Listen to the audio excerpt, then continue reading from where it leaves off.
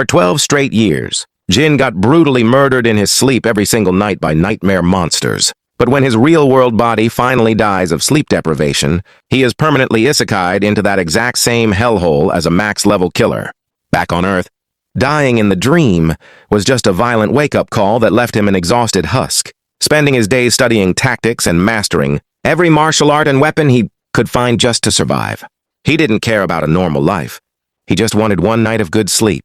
But his body finally gave out and he choked on his own blood. Instead of hitting a game over screen, he wakes up in a beautiful meadow, feeling perfectly refreshed for the first time in over a decade. But the peace lasts about 2 seconds before the landscape shifts into his familiar nightmare hunting ground. He realizes his safety net is gone and this is his permanent reality now, which is immediately proven when a massive, multi-eyed lizard beast drops out of the trees to hunt him. Normally, his survival instincts would tell him to run to a bright area, since monsters hate the light. But as he grips his massive cleaver blade, he realizes this younger avatar is packed with explosive, untapped physical strength. After 12 years of being the prey, our boy Jin finally snaps, yeah, it's time to fight back. The giant lizard lunges with a deafening roar, but Jin doesn't even flinch, stepping right into the danger zone and swinging his blade in a flawless spark that one-shots the beast. From chest to jaw, he casually flicks the blood off his sword, completely indifferent to the giant carcass. But he's not done yet. Knowing he needs every bit of power to survive, he carves the monster open, pulls out a glowing blue core, and bites straight into it, letting the blood smear across his face as he absorbs its essence. At this point, Bro is treating cursed monster cores like snacks. With cold determination, he vows to conquer this dark fantasy world, turns his back on the gloomy woods where he used to hide, and hikes up toward a sunlit mountain landscape to officially start his new journey. After a month of getting perfect sleep and eating monster cores like an all-you-can-eat buffet to steal their abilities, our boy is officially adapting to his new isekai life, even finding a token on his belt, proving this body belongs to a third-class mercenary. The fact that mercenaries exist means civilization is out there, but before he can look for it, he spots a massive bear trap in the brush, leading him straight to an empty wooden cabin. Inside, he finds a detailed history book called The Demonic Realm Chronicles. But before he can read it, a rugged old hunter with a loaded crossbow sneaks up behind him. The old-timer named Hector tells him to get lost. But when Jin threatens to go full Grand Theft Auto and steal the book to survive, Hector respects the hustle, lowers his weapon, and offers a deal. Jin can stay and read if he helps out with the household chores. Jin instantly accepts, and after a warm bowl of soup that practically brings him to tears after 12 years of misery, he decides the old man is basically a literal angel. The next morning, Hector heads out with a grim look, revealing he's tracking the monster that slaughtered his old squad. And Jin realizes whatever he's hunting must be a total Dark Souls boss. Left alone, Jin cracks open the lore book and learns that an ancient king opened a forbidden gate, unleashing a monster calamity that turned the North into a demonic realm in just 9 years, forcing humanity to build a massive wall to contain it. The book mentions that monsters get deadlier the deeper you go, which makes Jin realize that since his nightmare loop started in the pitch-black center where he effortlessly slaughtered everything, he might actually be completely OP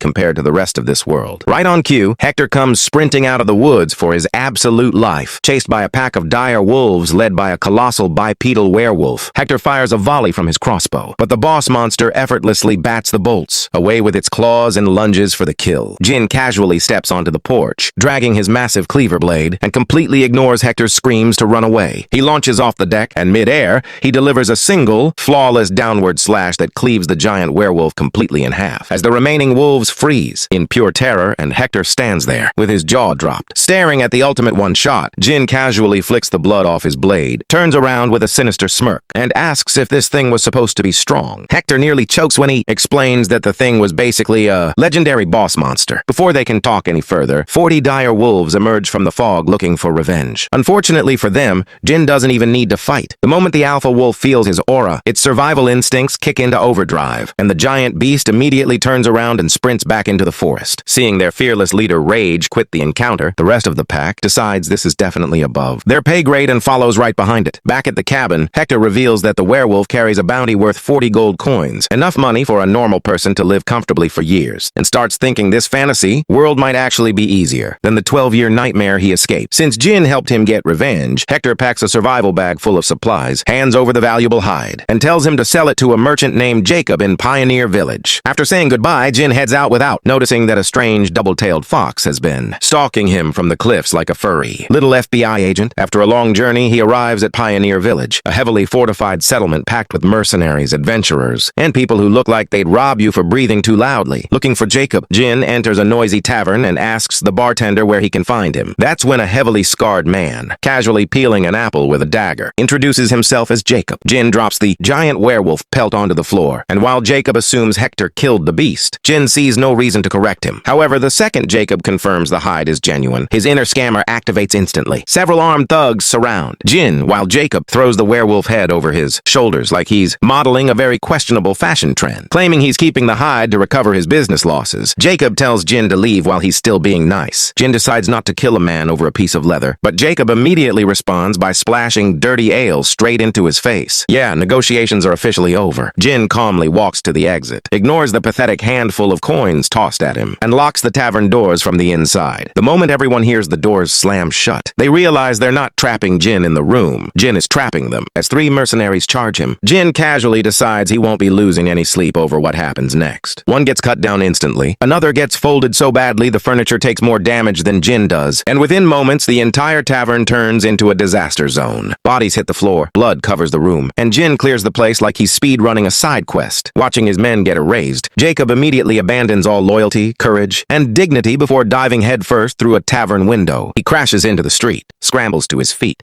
and looks up only to discover that his escape route is blocked by a gigantic red wolf, the exact same alpha that ran away from Jin earlier. The terrified crowd braces for a massacre, but the moment Jin steps outside, the legendary predator completely folds, drops onto the ground, rolls over, and starts acting like an oversized golden retriever that just found its owner. At that moment, everyone realizes the horrifying truth. The alpha wolf wasn't running from Jin, it was applying for adoption. As Jacob and the surviving thugs desperately crawl backward, Jin simply points at them and gives the wolf a single command: bite. The massive beast instantly springs into action, turning the remaining mercenaries into chew toys while panic erupts across the village. Watching the giant wolf handle all the work for him, Jin can't help but smirk. Somehow he ended up with a giant murder puppy instead.